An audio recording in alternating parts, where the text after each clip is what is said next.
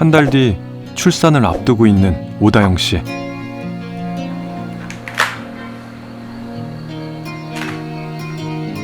첫째 아이를 임신한 기쁨도 잠시, 저출생 시대엔 아이를 낳는 것부터 쉽지 않은 일이라고 말합니다.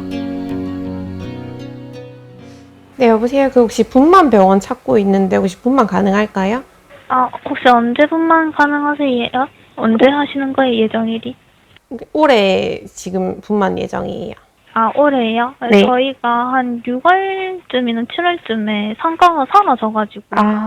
네. 네, 그래서 그 이전에는 지금 가능하신데, 그 이후로는 안 되세요. 네, 알겠습니다. 네. 네. 이제 분만 병원을 결정해야 하는 시기. 하지만 염두에 뒀던 병원이 갑자기 분만 업무를 하지 않는다는 겁니다. 조금 참담해요. 이게 방금 제가 검색하고 한 건데 기장에는 또 병원이 하나밖에 없다더라고요. 근데 이게 기장뿐만이 아니거든요. 지역마다 병원이 많이 몰려있는 곳도 있고 사람이 좀 많은 곳은 많고 없는 곳은 영도처럼 아예 없는 곳도 있어요.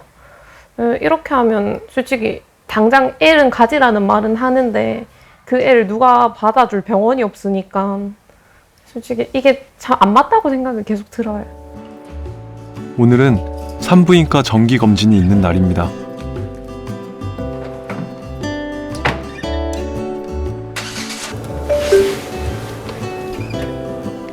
병원까지는 자동차로 30분 거리. 만삭의 몸으로 운전이 어렵기에 진료가 있는 날이면 엄마의 도움을 받고 있습니다. 매번 이렇게 어머니 왔다 갔다 운전을. 뭐 딸이니까 해줘야죠. 해주긴 해주는데 그러게요. 참 힘드네요. 동네 가까이에는 현재 분만 가능한 병원이 하나도 없습니다. 이렇게 다른 지역으로 원정 진료를 다닐 수밖에 없습니다. 병원을 지금 이렇게 다니시는 거예요? 그죠. 이제 만삭되면 또 매주 가야 되는데 이제 이 거리를 매주 간다 생각하니까 막막하네요. 사실 지금은 애기 지금 태어나는 것도 사실 조금 무서워요. 목적지에 도착했습니다. 길 안내를 종료합니다. 인구 소멸 위기라고 제발 아이를 낳으라고 하는 세상에서 이렇게 아이 낳기가 힘들 줄은 몰랐습니다.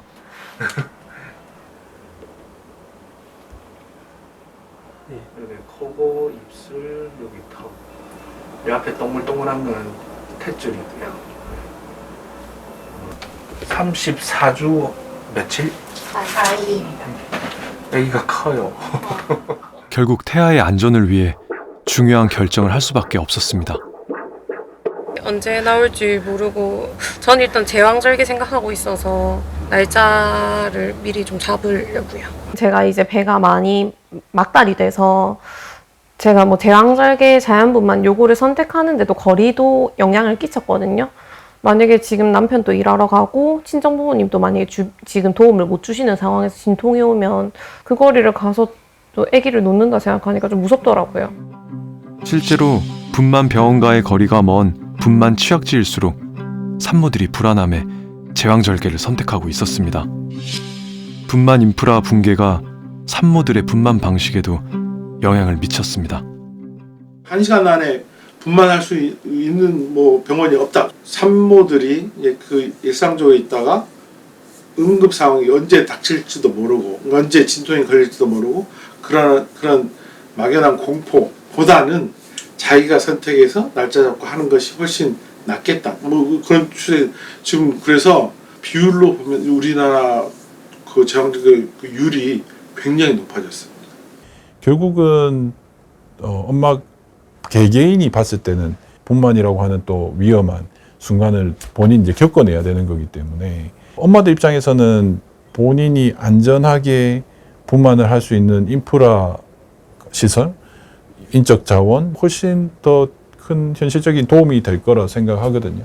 분만을 수십 년간 했던 병원들이 자꾸 분만 병원을 적고 있기 때문에 그런 걸 보면서 엄마들이 지금 우리 사회 환경이 안전한 분만을 할 수 있는 여건이 되는지는 엄마들이 고민을 할 것 같아요. 분만 인프라 붕괴 위기는 광역시급 대도시 광주 역시 피할 수 없는 문제입니다.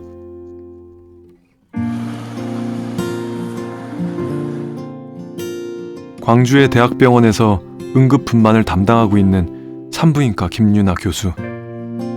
요즘은 하루에도 몇 건씩 응급수술이 잡힙니다. 주변의 상급 병원들이 응급분만을 사실상 중단하면서 환자들이 더 몰리고 있기 때문입니다.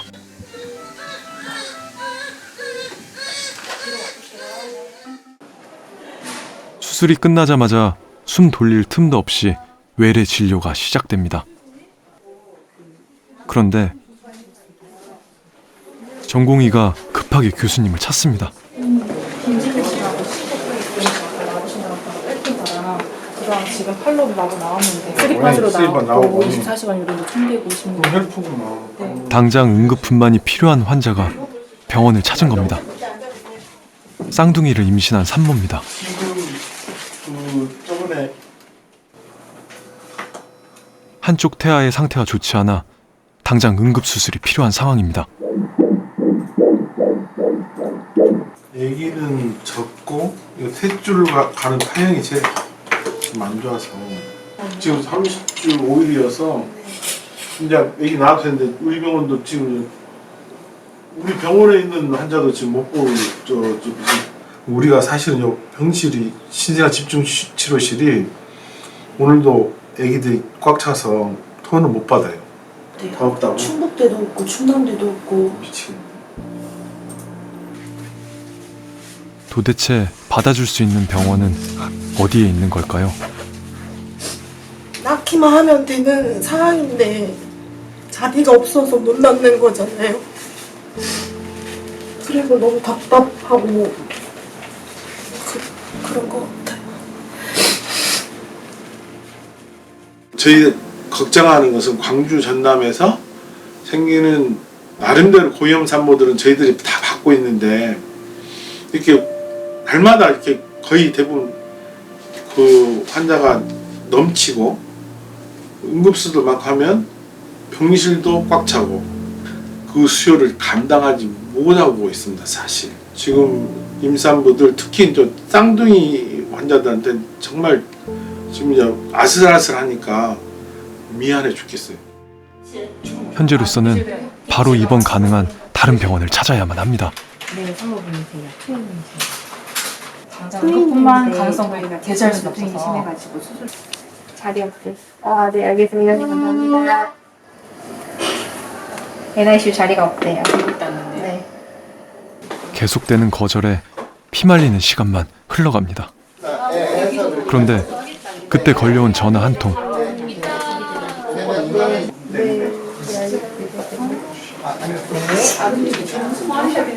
선생님. 어디? 아주대 되는데 응급실이 거기 오늘 아침부터 내일까지 폐쇄래요. 일단 갈게요. 일단 베타랑 그거 내고 외래에서 마치니까. 경기도에 있는 대학병원까지 오늘 안에 도착해야만 입원이 가능한 상황. 한시라도 빨리 전원을 서둘러야 합니다. 아주대 병원에 지금 가능하다고 하거든요. 아주대 병원. 보호자분 어디 있어요? 오래 걸린다. 다른 지역에 있어요. 오늘 가야 돼요? 오늘 당장 가야 돼요. 서울? 아니 아주대 병원 수원이에요. 갑자기 광주에서 수원까지 가야만 하는 게 당황스럽습니다. 그러니까 애를 낳아도 살 수가 있대요. 100% 살 수가 있는데 애를 못 낳으면 뱃속에서도 사망할 수가 있다고 하니까 답답한 거죠. 억울하기도 하고. 다 키워놨는데 저 같은 상황에 사람들이 분명히 있을 거란 말이에요. 나라에서는. 근데 애를 낳을 수가 없는 상황이잖아요. 지금 저 같은 상황에. 그러니까 이게 말이 안 되는 것 같기는 해요. 초저출생 시대. 붕괴되는 것들에 대해 미리 대비하지 못한 사회. 치러야 할 대가는 혹독합니다. 산모들의 응급분만을 위해서는 상과뿐만 아니라 마취과, 신생아 전문의 등 전문 인력과 시설이 모두 갖춰져야 합니다. 저출생의 병원들이 적자를 견디지 못하고 분만을 포기할 수밖에 없는 이유입니다.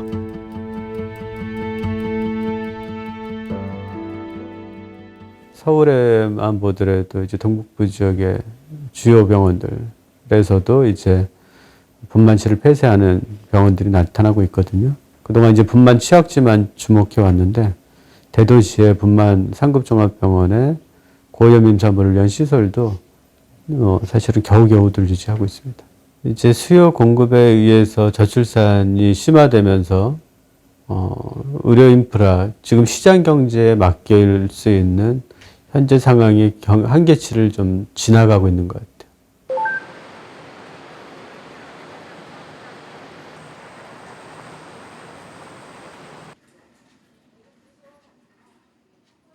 일주일 뒤 수원의 한 병원에서 김지연 산모를 다시 만났습니다. 쌍둥이를 무사히 품에 안았지만 구급차에 이송되던 그때를 생각하면 아직도 아찔합니다.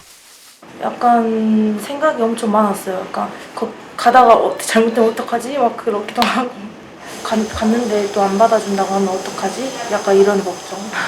1시간, 2시간 안에도 분만이 급속히 진행하는 사람도 있고 어느 순간 아무도 알지 못하게 애기 심장이 멎어버리는 경우도 있기 때문에 짧은 4시간이라고는 하지만 어떤 상황이 생길지는 아무도 예측을 못하기 때문에 가까운 데서 하는 게 사실 제일 좋죠. 분만 인프라가 붕괴될수록 산모들의 피말리는 장거리 응급 전원도 계속될 수밖에 없습니다.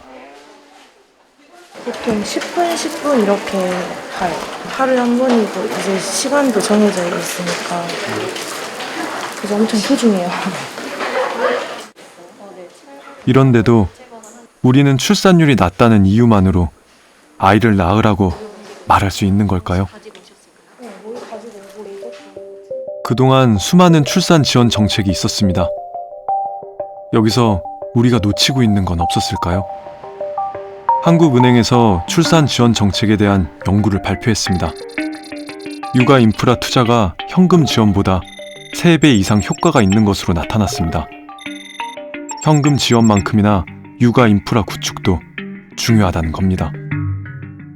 현금 정책도 물론 필요하지만 비현금 정책을 통해서 아이를 어떻게 하면 좀 잘 키울 수 있고 아이를 좀 질 좋은 보육 환경을 어떻게 하면 지자체가 좀 제공을 할 수 있는지 이런 거에 대한 좀 함의가 있다고 볼 수 있겠습니다. 중앙정부와 지자체가 긴밀하게 출산 지원 정책을 같이 공조해 나갈 필요가 있는데요. 그래서 일관적이고 좀 지속적인 그런 현금 지원 정책은 중앙정부에서 담당을 하고 지자체에서는 그 지역의 육아 인프라를 어떻게 그 지역 주민에게 좀 도움이 될 수 있는지 그런 것들을 좀 찾아서 고민하여야 할 필요성이 있다고 이렇게 생각을 합니다.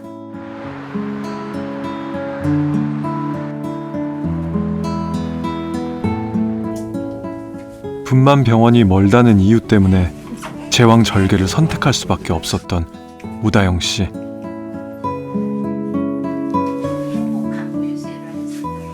애기 목하고 어깨가 팔꿈치 안쪽으로 올 수 있도록 이때 주의하실 점은 반응을 하면 그때부터 살짝 돌려서 입꼬리까지 꽉 채워진 상태.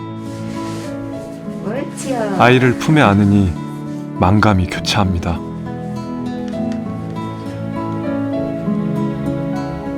사실 애기 태어난 거 너무 좋죠. 저는 애기도 원래 되게 좋아하고